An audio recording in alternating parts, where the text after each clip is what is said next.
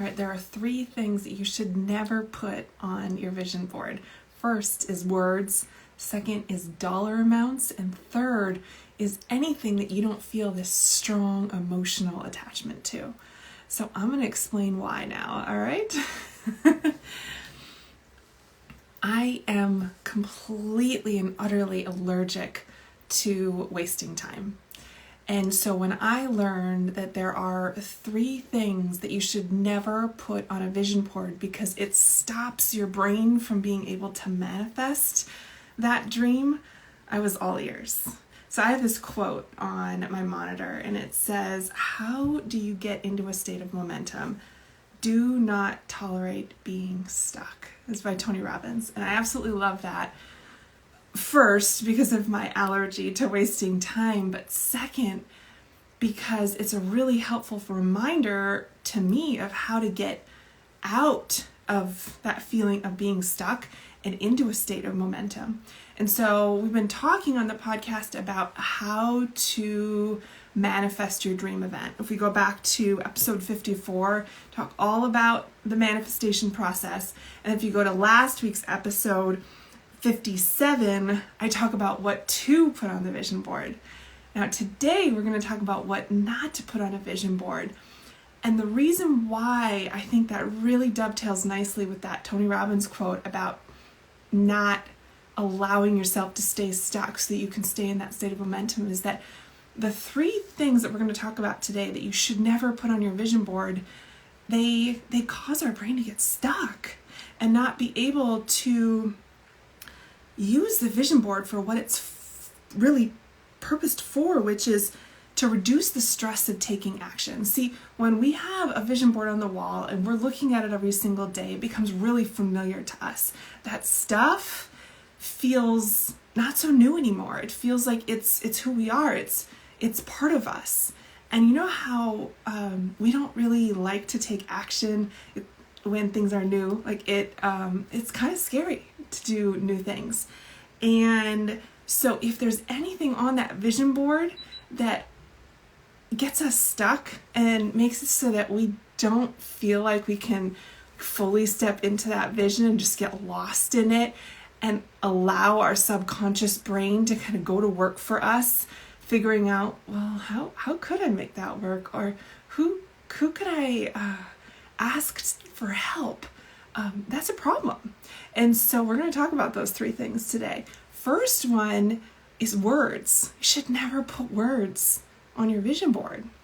It shocked me when I heard that because I feel like always I see people, cutting words out of magazines, and go back to last week's episode and hear why you should never be cutting out of magazines. But the thought of not putting words really stopped me in my tracks. And then when I heard why, well, it's because our brains don't know what to do with that.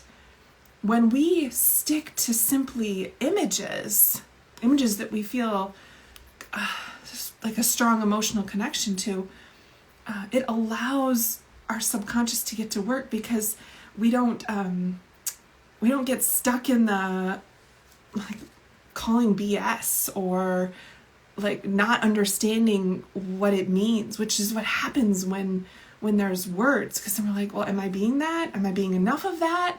Whereas a picture simply insinuates who we had to be in order to make that picture happen, right? So it's implied. We don't need the words. In fact, the words will get us stuck. So no words. That's number 1. Number two, wow, it really got to me as well. Number 2 is money. We should not have dollar amounts on there. There is a whole separate component to the dream event manifestation process that is coming up with the budget, and we go in deep in that inside Live Event Academy. But what I need you to know is, yes, it's important to know how much that dream event costs, that you price it out, but those numbers should not be on the vision board. That is another cause for our brains to call BS and be like, well, flip, I don't know how I'm going to make that kind of money. I don't know how I'm going to drive that amount of ticket sales in order to be able to afford that caliber of an event. We just get caught in the rabbit hole of money stuff, and that's not the purpose of the vision board. The vision board needs to be a thing that stays in the what, so that our subconscious can later go to work for us on the who and the how. Are you tracking with me? Yeah. So first is never put words. Second, never put dollar amounts, never put like money on there. It's again, it's implied in the images that we use. And third is never put an image on there, since now we're clear, it's just images. Never put an image on there that doesn't create this huge sense of emotional attachment to you. Something that doesn't like pull you in. Something, it should never be something that you look at and don't like yearn for. That's such a weird word to use, but I think it's appropriate here. Everything on that board should be something that we really, really like will have. Not like, it would be nice if. Like really strong attachment. So words should not be on there. Dollar amounts should not be on there. And third, anything that you don't feel a strong emotional attachment should not be on there. And I think that when you remember that trifecta and then use the process we talked about in episode 57 on how to build the board, I think that you are going to find success so much faster than you imagined you would. And I'm so excited to see what you come up with. Will you please take a picture of your finished vision board and post it on Instagram and tag me so that I can see it and cheer you on? That would be so fun for me. All right, make it an outstanding rest of the week. Take care.